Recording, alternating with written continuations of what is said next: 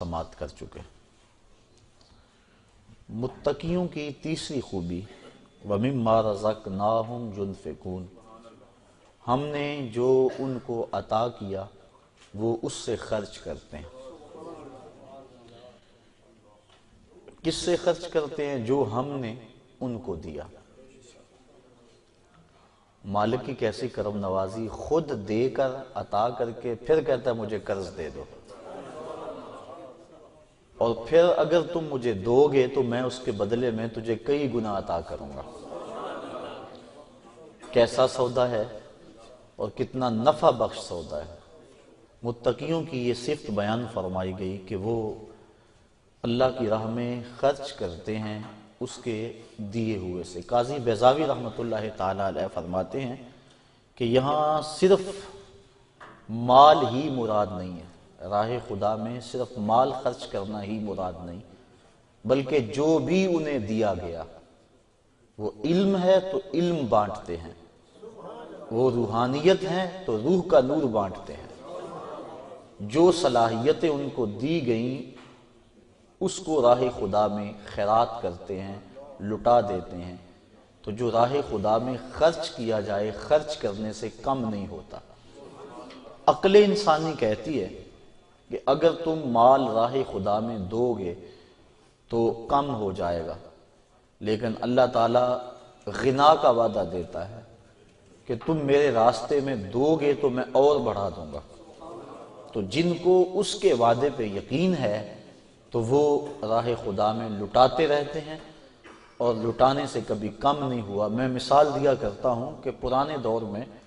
پانی نکالنے کے لیے کنویں ہوا کرتے تھے، بعد میں مختلف ذرائع پانی کو نکالنے کے لیے آ گئے، ہینڈ پمپ آ گئے، ٹیوب ویل آ گئے۔ اب وہ جو پرانے کنویں تھے ان کو کسی نے بند نہیں کیا، لیکن آج اگر کہیں جا کے کوئی کنواں پرانا موجود ہو کسی بستی میں، آپ جا کے دیکھ لیں، ایک تو ان کا پانی بہت گہرا ہے، دوسرا اگر نکالو گے تو متعفن اور بدبودار ہے۔ اس کو کسی نے بند نہیں کیا تو وہ خود بخود پانی رک کیوں گیا اور خود وہ متعفن اور بدبودار کیوں ہو گیا؟ تو جب کنواں اپنا فیض باہر دیتا تھا نیچے سے سوتے پھوٹتے تھے، جتنا باہر دیتا تھا اللہ روز اسے عطا کرتا تھا، اور جب اس نے باہر دینا چھوڑ دیا تو اس کو جو ملتا تھا وہ بھی بند ہو گیا، اس کے سوتے خشک ہو گئے، اب نہ اس میں تازگی رہی، نہ ٹھنڈک رہی، نہ برودت رہی، اور نہ اس کے اندر وہ پاکی رہی۔ تو اگر راہ خدا کے اندر دیتے رہو گے اللہ تمہیں عطا کرتا رہے گا، اور اگر ہاتھ روک لو گے تو پھر وہ جو مال رکا ہوا ہے، جس طرح کنویں کا رکا ہوا پانی متعفن اور بدبودار ہو جاتا ہے تو یہ مال وبال بن جاتا ہے، اور قیامت کے دن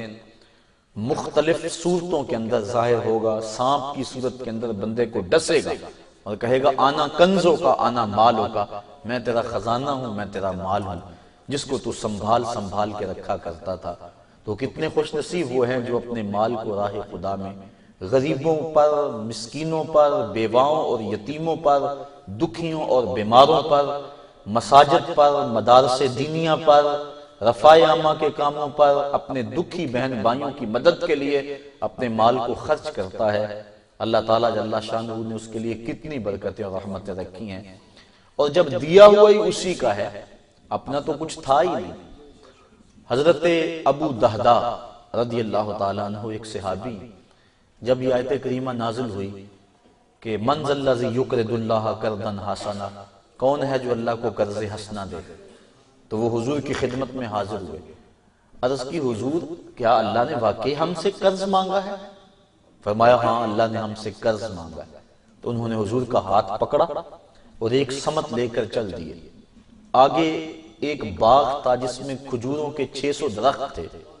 وہ حضرت ابو دہدا کی ملک تھا، اور اس کے اندر ہی ان کی رہائش تھی، کل اثاثہ اور سرمایہ ان کا وہی باغ تھا۔ تو پھر پوچھا حضور کیا اللہ نے واقعی ہم سے قرض مانگا ہے؟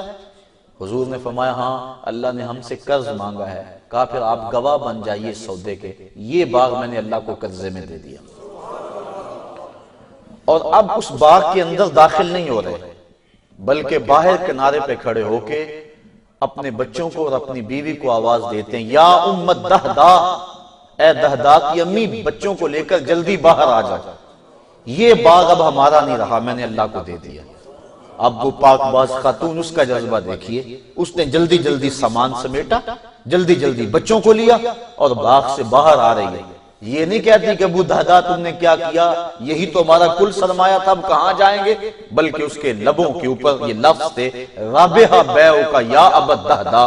رابحہ بیعک یا ابا دہدا، دہدا کے ابو تو نے بڑا نفع والا سودا کر لیا ہے،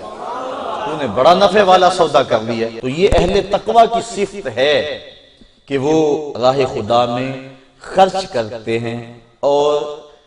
راہ خدا میں خرچ کر کے اگر خوشی ہو تو یہ علامت ہے تقوی کی۔ بعض وقت مجبوراً خرچ کرنا پڑ بھی جاتا ہے، ریا کے لیے، نمائش کے لیے، لیکن وہ جو اللہ کی راہ میں خرچ کرتے ہیں محض اللہ کی رضا کے لیے، اور جب اللہ کی رضا کے لیے خرچ کیا جائے تو پھر قلب کو فرحت ملتی ہے، اور خصوصاً جب انسان پوشیدگی سے خرچ کرتا ہے۔ یہ بات ذہن میں رکھیں، راہ خدا میں پوشیدگی سے خرچ کرنے کا بھی حکم ہے اور اعلانیہ خرچ کرنے کا بھی حکم ہے، لیکن جہاں کسی شخص کی عزت نفس کا سوال ہو وہاں خفیہ خرچ کرنا اعلانیہ خرچ کرنے سے کئی درجے فضیلت رکھتا ہے، اور جہاں ترغیب مقصود ہو وہاں اعلانیہ خرچ کرنا زیادہ فضیلت رکھتا ہے۔ مثال کے طور پہ کسی ادارے کے لیے، مسجد کے لیے، یا کسی ایسے شخص کے لیے جس کا نام سامنے نہ ہو، اگر فنڈ مانگا جائے اور ہزاروں لوگ بیٹھے ہوں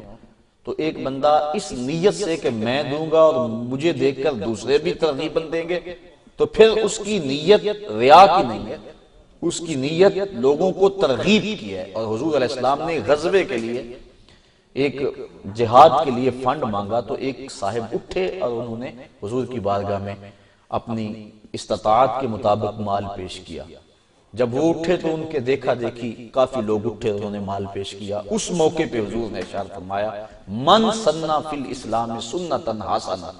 جس نے اسلام میں اچھا طریقہ رائج کیا تو اس کو اس کا ثواب ملے گا، اور جو اس کو دیکھ کے عمل کرتے ہیں ان کا ثواب بھی ان کو ملنے کے ساتھ ساتھ اس کے نامہ مال میں بھی درج کر دیا جائے گا۔ تو اگر یہ مقصد ہو، لیکن یہاں کسی کی ذات کا مسئلہ ہو، محلے میں کوئی غریب ہے، بیوہ ہے، یتیم ہے، تو اگر ان کو اعلانیہ دیا تو پھر ان کی عزت نفس مجروح ہوگی، اس لیے وہاں حکم یہ ہے کہ وہاں خفیہ دیا جائے۔ آج کل تو رواج بن گیا ہے نا کہ کسی کو عید کے موقع پہ آٹے کا ایک پیکٹ بھی دینا ہوتا ہے تو اخبار نویسوں کو بلایا جاتا ہے، فوٹوگرافر کو، کہ ہماری تصویر کھینچو اخبار پہ لگے کہ ہم غریب کو دے رہے ہیں۔ غریب کی غربت کا اشتہار لگایا جاتا ہے۔ اللہ کے محبوب علیہ السلام ارشاد فرماتے ہیں 7 اشخاص ایسے ہیں قیامت کے دن جب کوئی سایہ نہیں ہوگا اللہ انہیں اپنے عرش کا ٹھنڈا سایہ نصیب فرمائے گا۔